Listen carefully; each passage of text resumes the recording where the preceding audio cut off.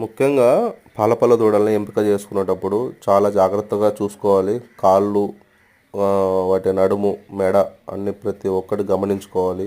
Allergies లాంటివి ఏమన్నా ఉన్నాయా చెక్ చేసుకోవాలి. ఇక్కడ చూడండి దూడలు ఎంత మురికి పట్టిపోయి ఉన్నాయో. అవి టాయిలెట్ పోసుకొని అందులోనే పడుకొని లేవడము, కొంచెం కేరింగ్ కూడా తీసుకోవాలి యజమానులు. ఇక ఏదో పుట్టేసినాయి కదా దూడలు, ఎవడొక్కడు వచ్చి కొనుక్కొని వెళ్ళిపోతాడులే అని చెప్పేసి మనం వాటిని జాగ్రత్త చేయకపోవడం అనేది కరెక్ట్ కాదు. వాటికి కంపల్సరీ డైలీ ఒకసారి స్నానం చేయించుకోవాలా.